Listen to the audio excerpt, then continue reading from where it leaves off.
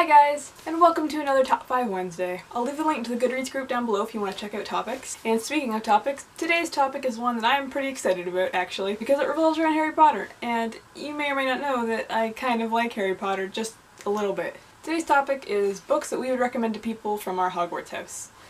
That was kind of a long way of saying that. I'm a Ravenclaw, as you can tell by the fact that I'm wearing blue specifically for that reason. I also have my little Ravenclaw pen here. I feel that I myself am a very stereotypical Ravenclaw. I really do fit to a T all the different aspects of Ravenclaw. Like, I love the idea of learning something new. I don't necessarily like having to do assignments, but I love learning new things. I like those headcanons where it's like Ravenclaws don't get a lot of their actual schoolwork done and they're huge procrastinators, but it's because they're focused on doing something else entirely. They're not doing their actual homework, they're researching something they find more interesting. Maybe that was one headcanon I saw, but I've seen a lot of headcanons like that, and I like those because that's me, exactly. Being Ravenclaw does not necessarily mean that you have to be a genius or that you have to even be good at school. But just for a little bit of a review, if you are not super familiar with the traits of Ravenclaw, the one with this big eagle crest. Yes, surprisingly, it's not a raven on the crest, it's an eagle. The main characteristics are wit, learning, and wisdom, intelligence, and originality, and creativity, and all that kind of stuff. So I tried to compile a list of books that I thought other Ravenclaws would enjoy. I could have just picked some of my favorite series and said, well, I'm a Ravenclaw, and I like these books, so you would too.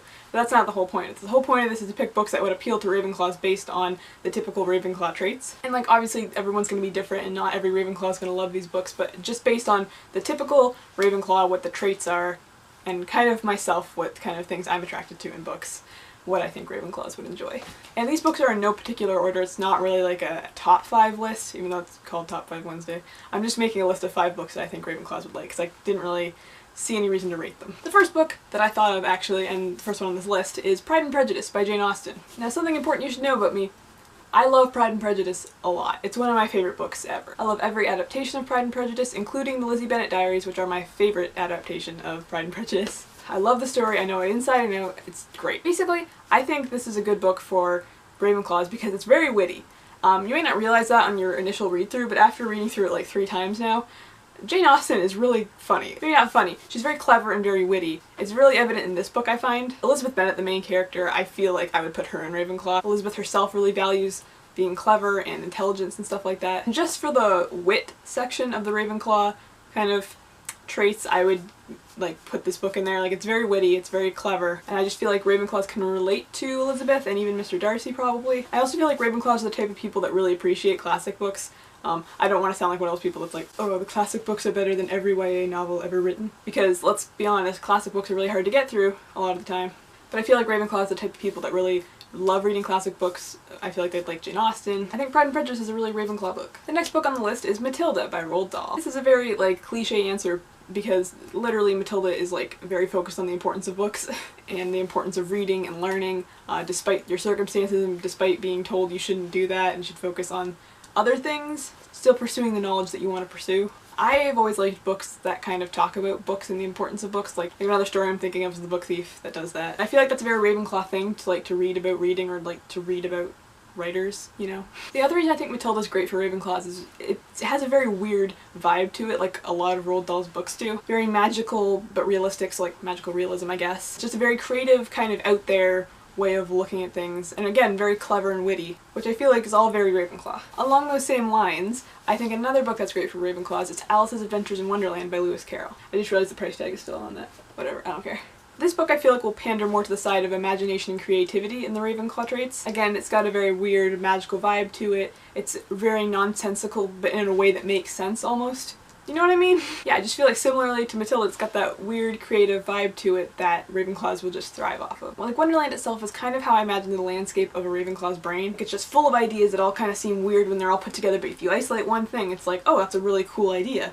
But altogether it just seems like a lot that's going on.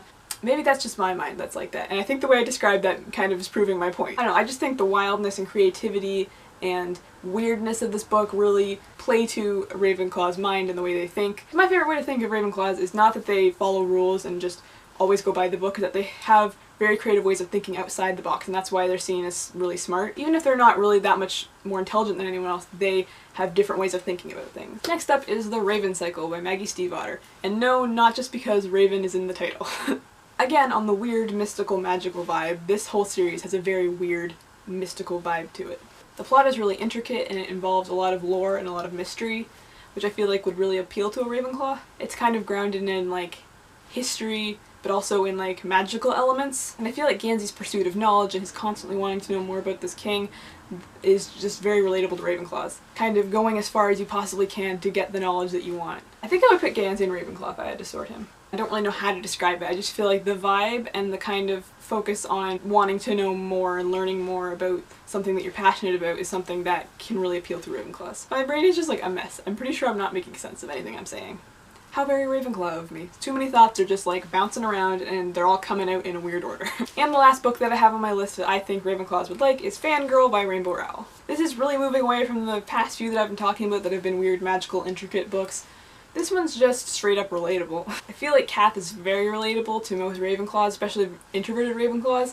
Like, I'm not saying that all Ravenclaws are introverted and like book nerd kind of people, because they're not. Everybody's different. Obviously there's going to be extroverted Ravenclaws and introverted ones. But I feel like most of the Ravenclaws that I've met have tended to be more introverted people. Again, that's not going to be the case for everybody, obviously. The thing that I find very Ravenclaw about this book is Kath and her writing, and that she can get so focused on that one thing that she can kind of accidentally isolate herself from others, which I feel like is something that I do, at least. I don't know if that's a Ravenclaw thing across the board. Yeah, I feel like a Ravenclaw trait would be getting so focused on one thing or on the thing that you're passionate about that you kind of forget about everything else going on around you. Kath's general nerdiness and love of reading and writing is very stereotypical Ravenclaw, like that's what everybody else sees like the house as, is really nerdy. Everyone's like, oh, Ravenclaw's the nerd house. But let's be honest, if you're having an in-depth conversation about Harry Potter houses, you're all nerds.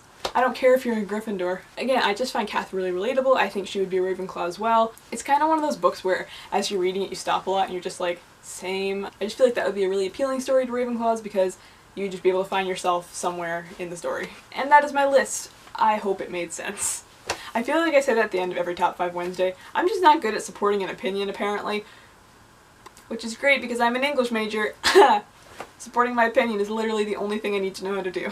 Let me know down in the comments which Hogwarts house you're in, if you've read any of these books, if you're a Ravenclaw and think that they would be appealing to other Ravenclaws, if you have other Ravenclaw book suggestions, or just tell me books that you think would be good for your specific house, even if it's not Ravenclaw.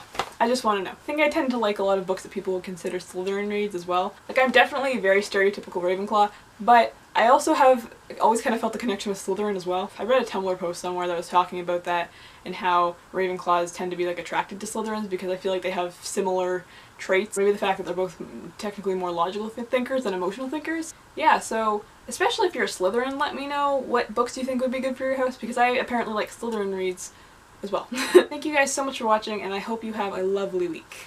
Bye!